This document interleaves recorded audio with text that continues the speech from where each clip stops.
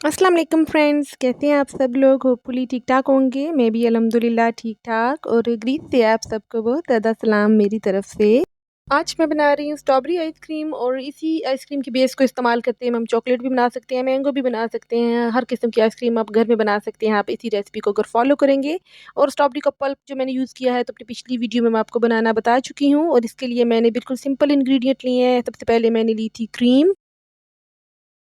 मैंने whipping cream add की है इसमें, जो कि नॉर्मली केक की टॉपिंग और फ्लावर वगैरह को बनाने के लिए इस्तेमाल होती है, तो वही क्रीम मैंने ऐड की है और ये 330 ml थी, तो मैंने सारी की सारी ऐड कर ली थी इसमें।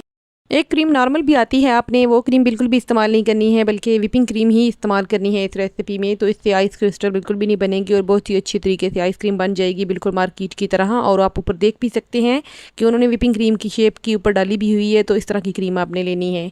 और अगर जल्दी व्हिप करनी हो तो इसकी जो बेस में आइस क्यूब्स रख लें आप, तो बहुत जल्दी क्रीम जो है व्हिप्ड हो जाती है।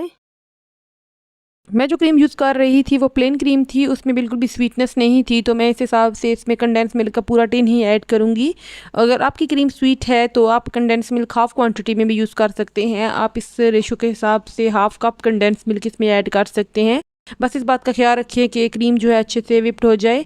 और इसमें मैंने कंडेंस मिल्क ऐड कर लिया था और अगेन इसको जो है अच्छे से बीट कर लिया था। कंडेंस मिल्क आप घर में भी इजीली बना सकते हैं। 1 किलो दूध में जो है 1 कप आपने खुश्क दूध ऐड करके और थोड़ी चीनी ऐड करके उसको अच्छे से पका लेना है। जब ये बिल्कुल थिक हो जाएगा इस तरह कंडेंस मिल्क की फॉर्म में, तो आपने इसको जो है चूल्हे से उतार लेना है और आपका condense milk homemade condense milk ready हो जाएगा।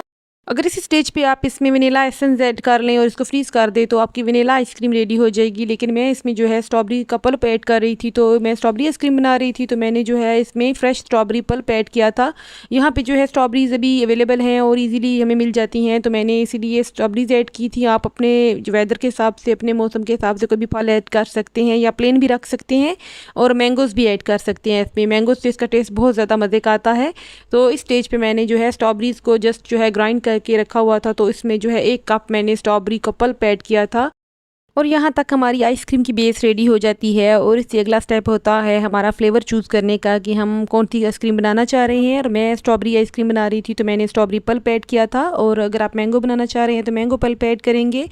इसी हिसाब से आपने उसमें फूड कलर भी ऐड कर लेना है। एक तो इससे जो है इसकी फ्रेशनेस आ जाएगी इस आइसक्रीम में, क्योंकि ऐसे तो बहुत डल सा लग रहा है कलर। जो ज़ाहिर बात है नेचुरल फ्रूट का कलर जो है पिंक कलर होता है, तो हमें थोड़ा सा फ्रेश कलर चाहिए, तो इसीलिए मैंने इसमें जो है फूड कलर ऐड कर लिया था पिंक कलर का।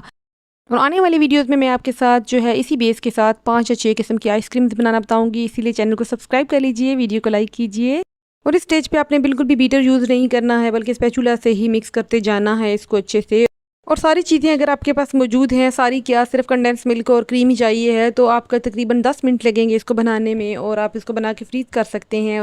और मार्केट्स वगैरह में तो बिल्कुल भी वो फ्रेश फ्रूट ऐड नहीं करते हैं, बल्कि एसेंस का यूज़ करते हैं। और मैंने इसमें किसी किस्म का एसेंस का यूज़ नहीं किया है, बल्कि आपके सामने है। और मैंने फ्रेश पल्प ऐड किया है, इसी वजह से मैंने एसेंस को स्किप कर दिया है, क्योंकि मैंने इसमें फ्रेश पल्प ऐड किया है, जिसकी वजह से मुझे एसेंस की ज़रूरत ही पेश नहीं आई है। तो आप इस स्टेज पे भी देख सकते हैं कि आइसक्रीम किस कदर क्रीमी बनी है। और मैंने इसे आइसक्रीम के डिब्बे में ही डाल दिया था, जिससे बाज़ार की आइसक्रीम आती है उसी डिब्बे में मैंने डाला था। और इस पे मैंने जो है लास्ट में बटर पेपर लगा दिया था कि किसी किस्म की क्रिस्टल ना बने। वैसे भी इसके ऊपर क्रिस्टल नहीं बनते हैं, लेकिन जो है हिफाजती इकदाम के तौर पे मैंने लगा दिया था। और इसको कम अज़ कम आपने 8 घंटे तक फ्रीज़र में रखना है, और या तब तक जब तक ये अच्छी से जम ना जाए। और लास्ट में मैं आपको इसका सर्विंग का मेथड भी बताऊंगी कि आप किस तरह इसको सर्व कर सकते हैं बिल्कुल नॉर्मल सी चीज़ों के साथ। और इसको जो है सर्विंग का मेथड बताऊंगी कि आप गेस्ट के आगे रखेंगे तो गेस्ट भी देख के एक बार हैरान हो जाएंगे। और मैंने सुबह जब इसके ऊपर से बटर पेपर उतारा था तो बहुत ही क्रीमी सा टेक्सचर था इसके ऊपर।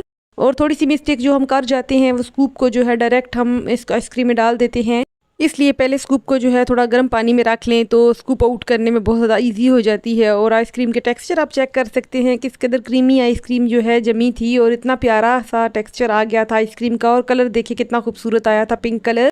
और लास्ट में मैंने इसमें ऐड किया था स्ट्रॉबेरी जैम। इसकी रेसिपी मैं अपने चैनल पे शेयर कर चुकी हूँ। और आप नॉर्मली स्ट्रॉबेरी जैम को जो है थोड़ा सा पानी डाल के थोड़ा पतला कर ले और उसके ऊपर वो ऐड कर ले, तो इससे इसका टेस्ट बहुत ज़्यादा इनहेंस हो जाएगा।